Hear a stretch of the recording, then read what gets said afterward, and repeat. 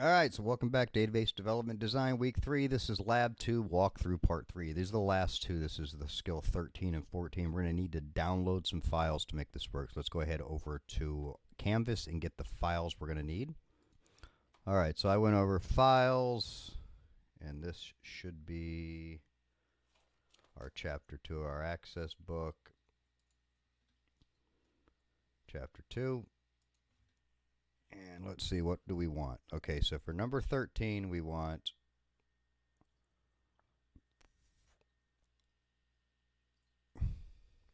this residence, this ACC MS13 residence. We'll download this. Remember, you just hit the circles here. And we want the water bills, the MS13 water bills. And then we also want MS14 brackets. We're going to need that for the second skill. Okay. All right, so we got that. Let's open up Access. We apparently just want a blank database for the first one, and we're going to name this database just for game it your last first, then so ACC 02, then MS13 bills. Okay. I guess whoever named this didn't realize that was a gang name, but hey, whatever. We'll create.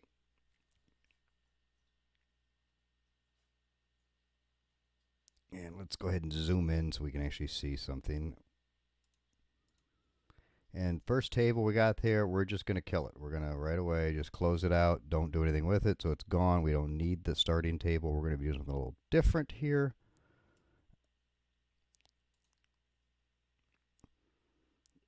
All right.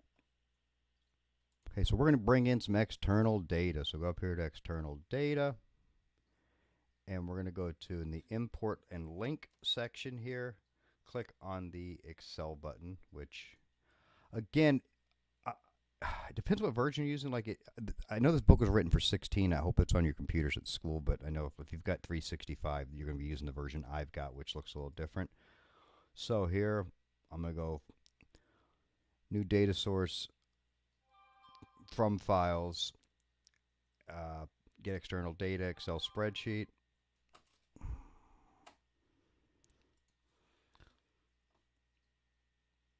All right, so we're going to go ahead. We're going to go up here, browse, grab the Excel file we downloaded as soon as it pops up.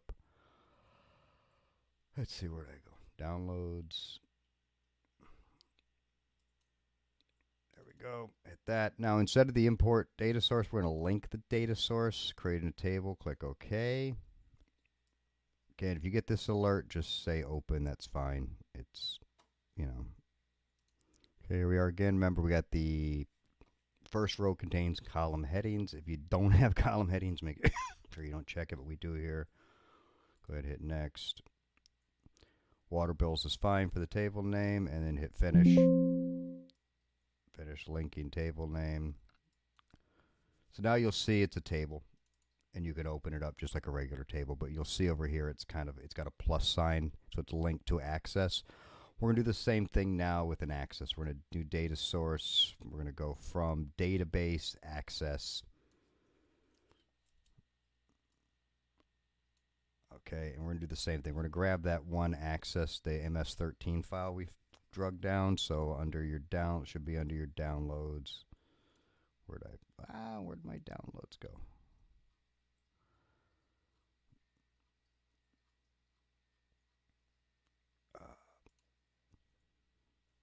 And let's see, where's the 13? There we go, residence right there. And we're going to do the same thing. We're going to say link data to table, hit OK.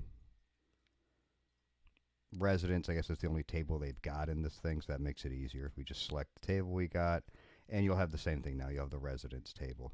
Okay? Just go ahead, save, and close this out.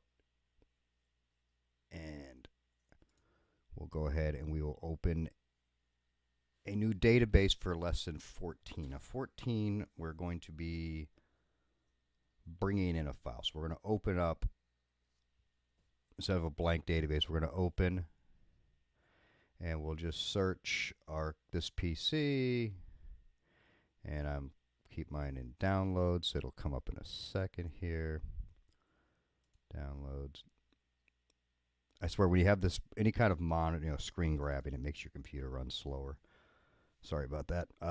Again, enable content because I know this is legitimate, but I don't know how popular Office viruses are, but they were pretty popular back in the heyday. So they can be enough to mess your computer up pretty good. So you want to watch it. All right. So first thing first, before we go any farther, let's go ahead and just go to File. We'll save as Access Database.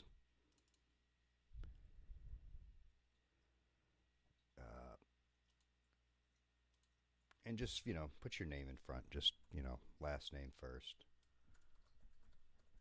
Okay. Save. All right. Now, in this one, we're going to be doing what is called, again, sometimes, enable that again, called a crosstab table. So, we're going to go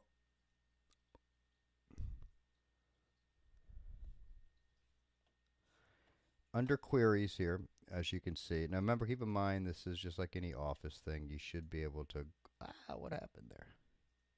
Where'd the bar go? Normally you're able, there we go, there's a bar, maybe I can, there we go. Can I drag it over? Come on, you can do it. All right, doesn't want to play nice. Normally you can drag this over. Of course, I can't get it to work today to make me look stupid. But we're going to open up the mail race results here.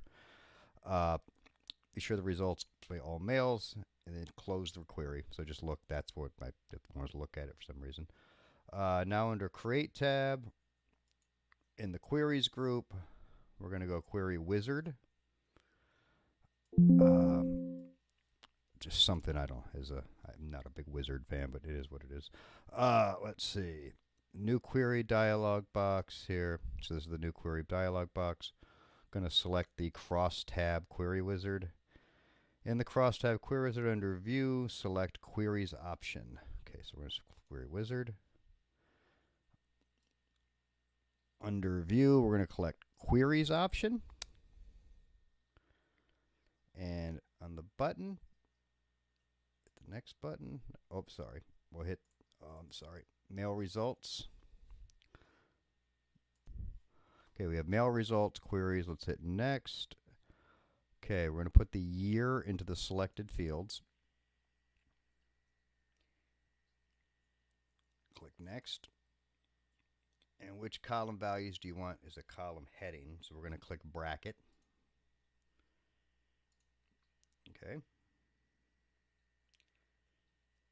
Click next. Under functions, we're going to click count. And then compare your screen, and well, I can't compare it. Then next, what do you want to name your query? We'll name this query Mail Results Crosstab, which is fine. That's what's in there. Perfect with me. Actually, that's what it says. So let's mail counts by year. They want us to change it to. Okay, so mail counts by year. Again, naming queries, this is such an Access thing. It's not something you do in other more advanced SQL systems. But okay, we'll hit finish. We had view the query clip. So it's what we did. It made a crosstab. So again, subtotal type thing. And this is what a crosstab thing looks like. It goes across total of race. Then we have the males by age group and by pro and what year they were. Okay, so that's what a crosstab looks like.